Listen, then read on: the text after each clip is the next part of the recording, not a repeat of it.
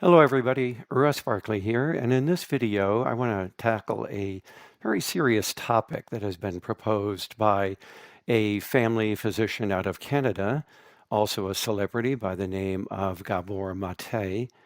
Dr. Mate has proposed that ADHD arises as a result of childhood stressful and traumatic experiences, what we would think of as adverse childhood experiences. This is his website. If you're interested, I'll put the link over in the thumbnail sketch. And over here at Wikipedia, we can see that he got his degree in um, family medicine, general family practice in 1977 at the University of British Columbia. And he then operated in a private practice in the city of Vancouver for many years. Dr. Mate has written a number of books dealing with addiction, stress, trauma, but specifically his book, Scattered Minds, is his book about the origins and healing of ADHD.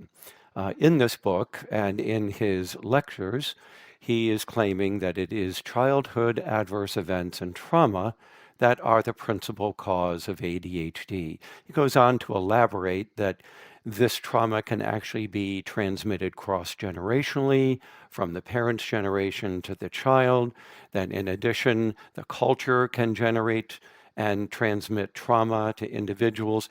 So according to Dr. Mate, there's trauma everywhere, and a lot of the problems we are dealing with in life, and specifically ADHD specifically, appears to arise out of these adverse experiences in life. Now, it's interesting that Dr. Mate doesn't really define exactly what he means by trauma.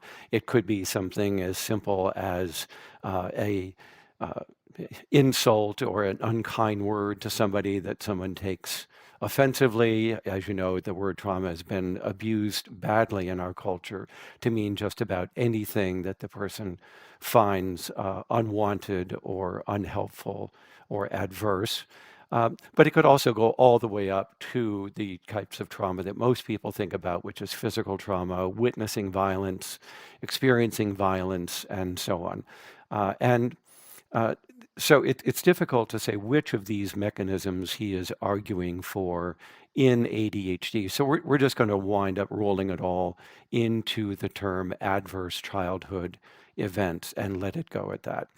Dr. Mate has appeared on the Joe Rogan Experience, in which he has articulated these ideas about stress and trauma being the principal cause of ADHD. On the show, the link to which is in the thumbnail sketch, Dr. Mate claims that ADHD is not genetic, that it's not inherited, and that it is due to this within generation and cross-generation adverse events, trauma as he calls it. He also has made the same remarks in another video that is posted over at the Norwegian Institute for Trauma, and you can find a number of other interviews on the internet where he has made precisely the same claims. I'm not going to take time to play these particular interviews or comments. We just don't have the time for that. You can go and find them yourself. So here we're going to specifically look at this claim about ADHD being associated with traumatic events and not being genetic. So first of all, let me bring up a major review of the genetics of ADHD published in Molecular Psychiatry by my good friend Steve Ferrone, along with Heinrich Larson. And Dr. Ferrone is probably the leading scientist in the world on ADHD, having published hundreds of articles on this topic throughout his lengthy and distinguished career. In this review of the genetics of ADHD, as he says, ADHD has a high heritability, 74%. What does that mean? It means that the vast majority of variation in the human population in degree of ADHD symptoms is driven by differences in genetics and genetic architecture, not by the environment, not by parenting, by genetics. That's what heritability means. Now, in a subsequent review for clinicians, that was published over in the journal Current Psychiatry Reports. We have an article that was written by Oliver Grimm and others trying to reduce all of the genetic research, the hundreds and hundreds of studies on genetics, down to what clinicians need to know. And as you can see here, these authors tell clinicians that the formal heritability of ADHD is about 80%. So very similar to Ferrone's conclusions that the vast majority of individual differences in the human population in degree of ADHD symptoms is determined by genetic differences. Now, it's not just these people saying this, but the fact that we have experts in the field who are themselves experts in the genetics of ADHD telling us that the majority of variance is due to genetics immediately disproves Dr. Mate's thesis that ADHD is not genetic and is due to trauma. We could stop here, end this video. Mate is wrong. He is worse than wrong. Worse than wrong means that while you could be wrong about a particular idea, we go out and research it and we find that one person's right and one person's wrong when it comes to the results. Worse than wrong means that you continue to adhere and advocate a thesis that has been resoundingly refuted in the scientific literature. Why are you worse than wrong? Because you are propounding nonsense. You are transmitting information that is grossly inaccurate, and in doing so, you are causing harm. Now, let's take a look at another paper. This is a meta-analysis of the degree of genetic and environmental influences on ADHD symptoms. It was published by Molly Nicholas. It was published back in 2010, but there have been many, many more studies since then and other meta-analyses. But let's just take a look at this one. This is a review and combination of 79 separate studies of twins and adoptees in which they examined degree of inattention, hyperactivity, and impulsivity. And then they took the results of at least 13 of these large-scale studies and did mathematics on them to calculate heritability. And what do these studies come up with? Exactly what Ferrone and others have argued in those reviews. ADHD is accounted for by genetic factors, with the heritability being about 71 to 73%. Now, that was 13 years ago. We have even more studies. So let me just emphasize this. This review shows that not only is Dr. Mate wrong, he is wrong 79 times in the literature. His idea has been refuted by studies of twins and adoptees regarding the role of genetics in influencing human variation on ADHD. Again, we could just stop here. Mate is so wrong, he's worse than wrong. He is propounding what I have called nonsense on stilts.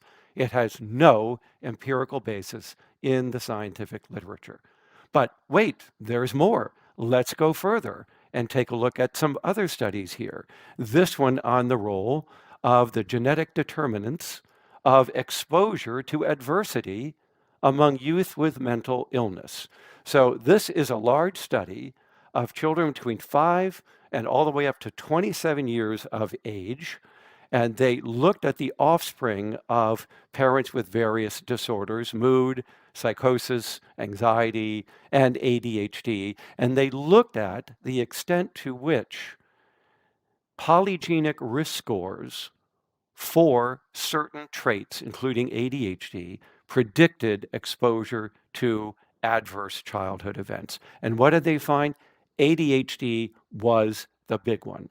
ADHD polygenic risk scores uniquely explain variance in the adversity score, meaning that the more ADHD risk genes you had, the more severe your ADHD was, the greater the likelihood you were going to be exposed to adverse childhood events. So we can see here that the genetics of the disorder is driving the severity of the disorder, is driving the risk for adverse events both currently and later in life. We know this to be true, that having ADHD sets you up for a variety of adverse outcomes as a result of your symptoms and risk-taking and limited self-regulation and poor executive functioning. And these adverse events, as you've seen in many of my videos, span the whole range of social, familial, educational, occupational, sexual, substance use disorders, and so on and so on. All of these adversities are related to ADHD severity. So it's not hard for us to understand that people with ADHD are going to experience a lot more adverse events in their life than our typical people. Now, let's take a look at another study here. This one is on the role of ADHD and the risk for later adverse events in childhood. And again, what does it find? It finds that at time one, ADHD individuals had a high probability of experiencing adverse events, both at time one and later at time two.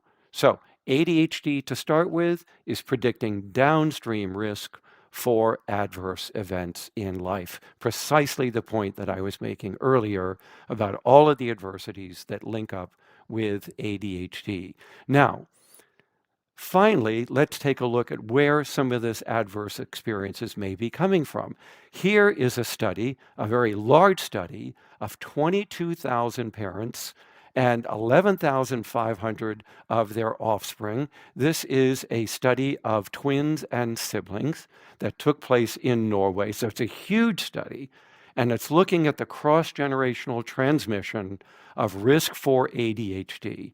And of course, what it is showing is that the transmission is largely genetic, not environmental. I want to emphasize that. Once again, we have a study among many studies showing that ADHD is not the result of within family environmental factors.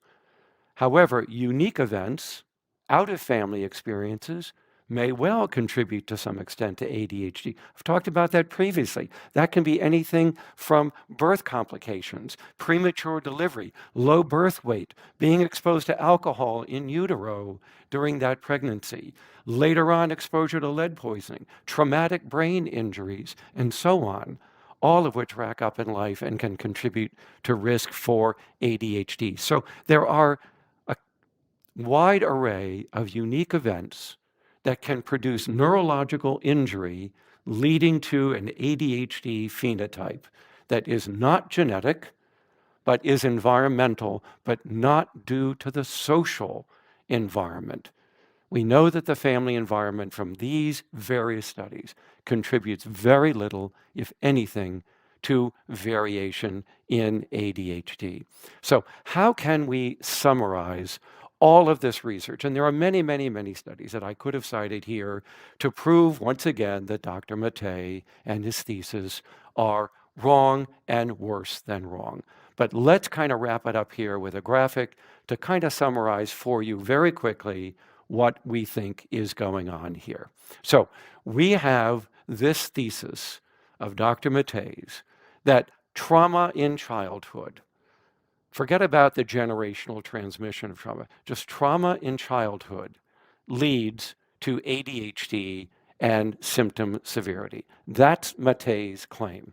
I have now shown you that many, many times over across the various research studies, Mate is wrong.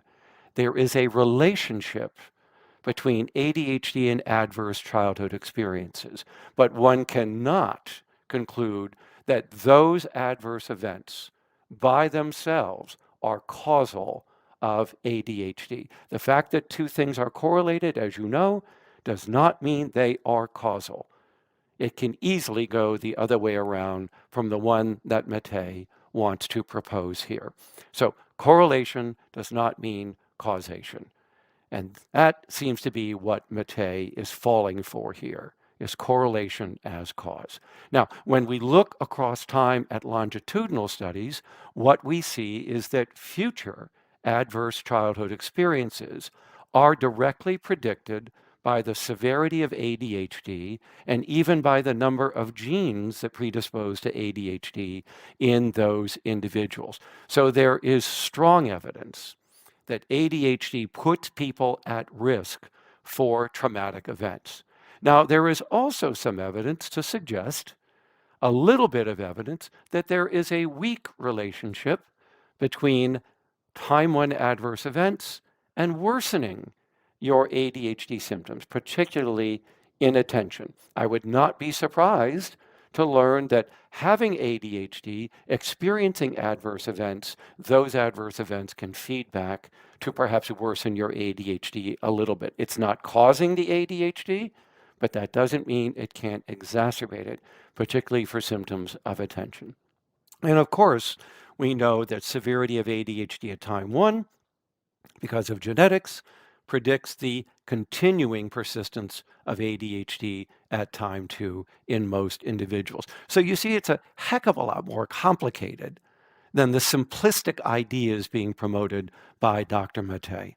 Now, more importantly, Dr. Mate completely overlooks what is now becoming a well-established set of relationships here that further adds to our understanding of the association of ADHD with adverse events. And that is parental ADHD and its underlying genetics. We know that parental ADHD is the single biggest risk factor or predictor of a child having ADHD. If the parent has a diagnosis, their offspring are 8 times more likely to develop that disorder than the offspring of families that don't have ADHD. There is no bigger risk factor than that, showing the striking genetic contribution to this disorder. But wait, there's more. We also know that parental ADHD and its underlying genetics can contribute to chaotic, unsystematic, adverse family ecologies. That's no surprise. I've talked about it in my other lectures on this website. So adults with ADHD know that they don't manage households quite the way that typical families do. They try to, but there can be more chaos, less systematizing, a greater exposure to adverse events because of other family members having neurodivergent and mental disorders. And let's not forget, parental ADHD also links up with depression, anxiety, substance abuse, and other difficulties, all of which conspire to create a family environment that could be leading to more adverse events. So that's a link that Dr. Mate does not talk about at all, but which the research literature is continuing to affirm. So do you see how complicated things are? It's not this ridiculously simple and silly idea of trauma causes ADHD, and that answers the question. So I'm sorry. There's a whole suite of underlying genetic and environmental effects that are going on here that we need to appreciate if we're going to really scientifically understand this association of ADHD with adverse events. So I hope that you can see from this diagram that the scientific literature paints a much, much more complex picture than the thesis of Dr. Mate's. Now, one final comment here. Let's look at what Dr. Mate is inferring. Who is supposedly creating these adverse childhood traumatic experiences that are supposedly, according to him, causing ADHD? Well, largely it has to be the family, doesn't it? And largely that has to be parents. And specifically in this country anyway, we like to pick on mothers more than fathers since they continue to carry a heavier burden of childcare. So indirectly, what Mate is doing is what Bruno Bettelheim did 50 to 60 years ago for autism and what researchers in ADHD were doing 50 years ago as well, blaming the parents for the child's condition. And I don't mean the parents' genetics, I mean the parents' parenting. Their behavior is what was creating this neurodevelopmental disorder. We know that's not true. We know it's been disproven many times. For autism, no one holds to that idea anymore that refrigerator cold, uncaring, unloving mothers cause autism. And nor do we hold to that idea that bad parenting is creating ADHD. We disproved that 45 years ago in our research. But that's what Mate is inferring here. He's parent bashing. He's family bashing. And it just won't sell. Unless, of course, you adhere to the subculture of victimization so common in our country that you're not responsible. It's all these adverse events that are leading you to have these problems. It's what your parents did to you. It's how other people have treated you. It just caters to a culture of victimhood.